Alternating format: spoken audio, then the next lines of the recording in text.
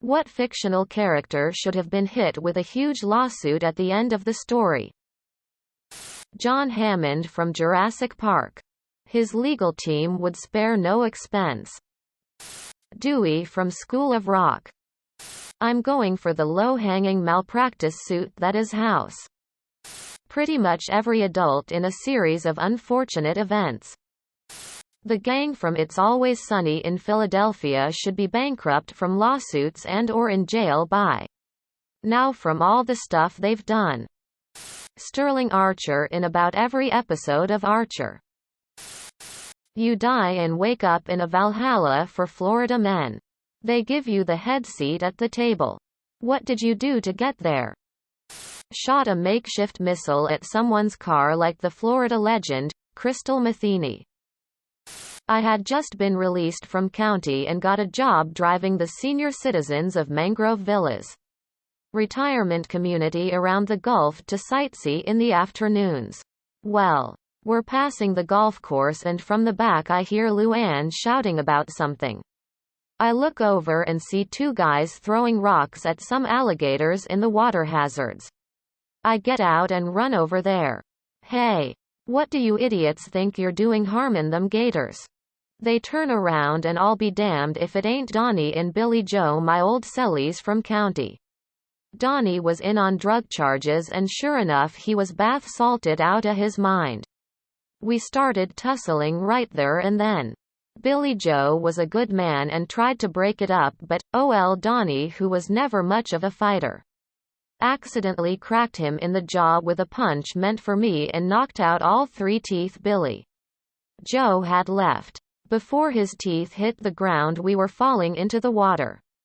As misfortune would have it, Donnie's pockets were full of bath salts and after a few minutes of wrestling in the water the whole pond was infested with alligators high on bath salts. In full view of God and the elderly them gators tore us to shreds and welp. That's how we ended up here in Florida Man Valhalla. I was cooking a special batch of my gator-flavored meth-infused bath salts. And the propane burner in the double wide exploded, hurtling me through the front window of a nearby Publix, where I drowned in their lobster tank. Shot by a woman who was not pleased with the back alley Brazilian butt lift I perform on her in a motel. I saw a dead gator on the side of the road. Figured it might make a good stew.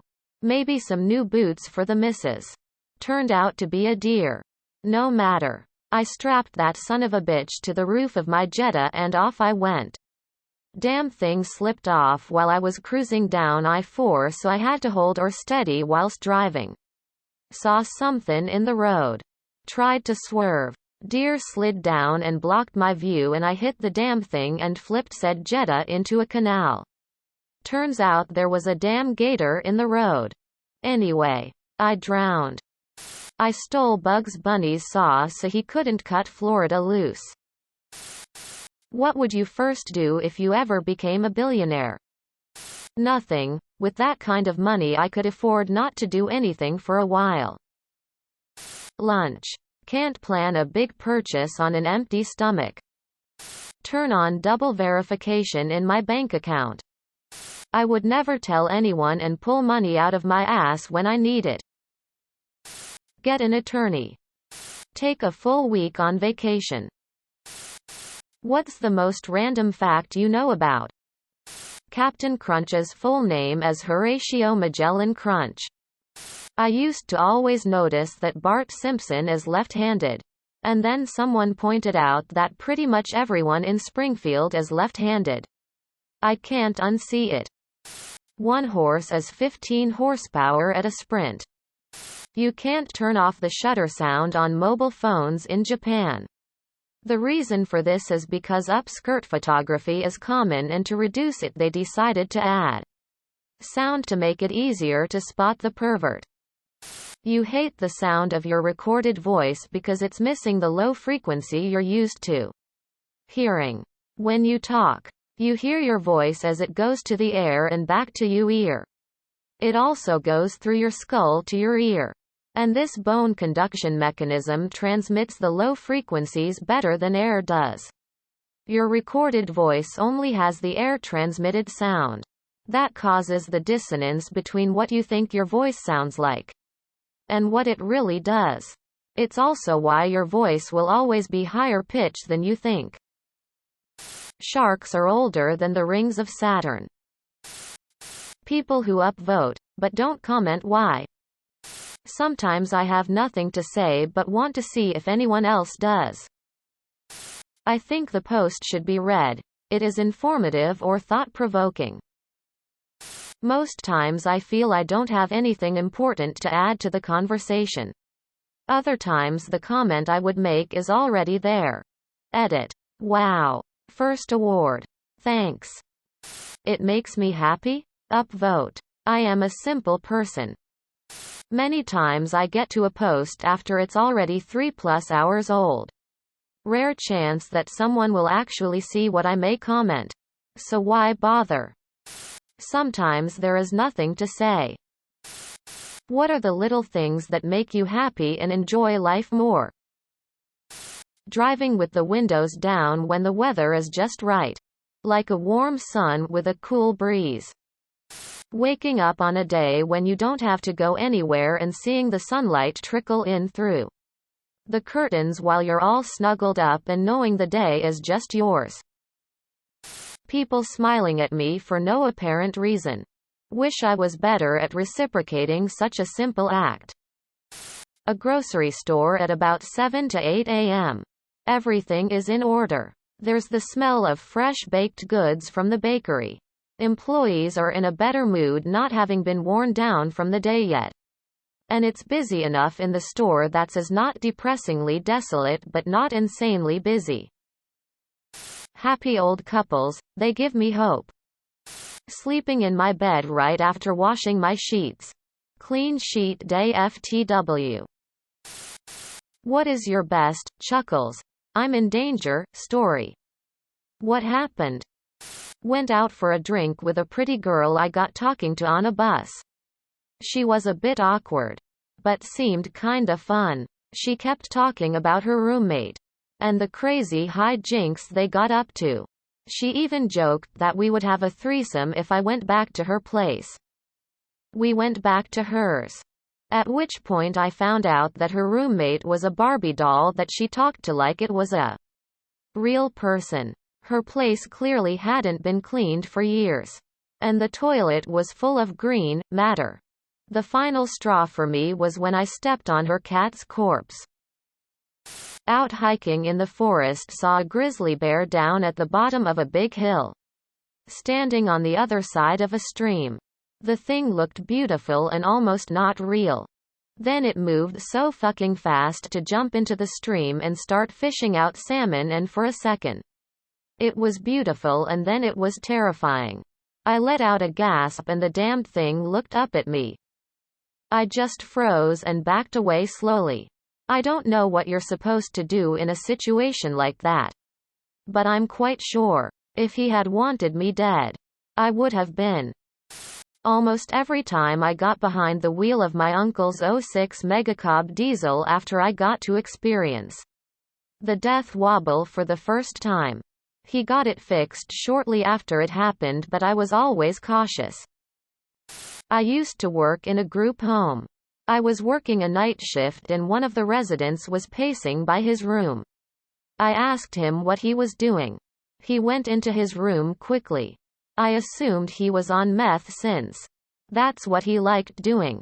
Thought not much of it until a few hours goes by. I go to get some water and heat up my food. And he is standing in the hallway. Again. I ask him how he's doing and try to check in with him. This guy starts speaking in some made-up language in a loud whisper. Think Harry Potter talking to the basilisk. He then takes like 4 steps slowly toward me, then stops. He says, I can't stop him forever. I say fuck this. Call police for his and everyone else in the house's safety. Police show up and talk to him for a bit in private. One officer comes back to my office and says, yeah. He's not himself right now. Said the date was May 50. 2100. It was January. And 2015. They took him away. They also found and took a pocket knife off of him and gave it to me for safekeeping. Now if that wasn't already fucked up. I went back on the security footage and I saw him stand outside of my office door. Outside my view. For like 30 minutes without me realizing. Standing fucking still. Like in Paranormal Activity. I checked the camera from when he was speaking the weird language. And he was standing there for like 20 minutes heavy breathing before I walked by. 2 weeks goes by and he's released from the hospital sober and mentally present again. He decided to move out of the house. He came by to grab his stuff. And pulled me aside to apologize. I forgave him and tried to brush it off. Buddy looks me in the eyes and said that he was planning on killing me that night for a blood sacrifice since he was seeing some crazy shit and he believed a demon was controlling him. But the police ruined his plan. I kept the knife as a morbid souvenir. I honked at the car in front of me to go.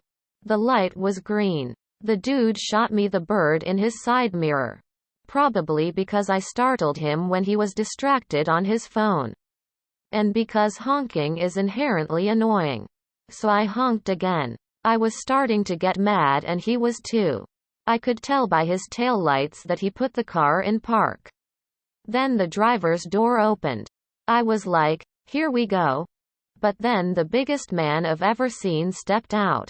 All those never back down thoughts I had imagined in my head vanished. I chuckled to myself as the word, fuck, escaped my mouth. I had just enough room to reverse and get the fuck out of there. I honked again for good measure. Not really, but I thought about it after the fact. Probably would have been funny. Long ago, a friend of mine used to traffic weed down into US where we lived. He would buy it off a pair of Native Americans living on a reservation bordering Canada. I decided to go along for the ride once. Bravely disregarding the stories passed on of these guys firing automatic weapons and border patrol. No clue if this was actually the case or not. When we got to their compound I had to wait in the car for about 15 to 20 minutes while my friend's partner explained to them how I'm cool and not a narc. It was as I was waiting in the car that it occurred to me that if these guys decided that they didn't like the look of me they could just kill me and nobody would ever find me. In the end, they were cool. Ended up being invited into their cabin. Which incidentally had a bunch of automatic weapons hanging on the wall. Ended up smoking AJ with one of the Native Americans while he showed off his shiny new twin Glocks. Subscribe, my brothers.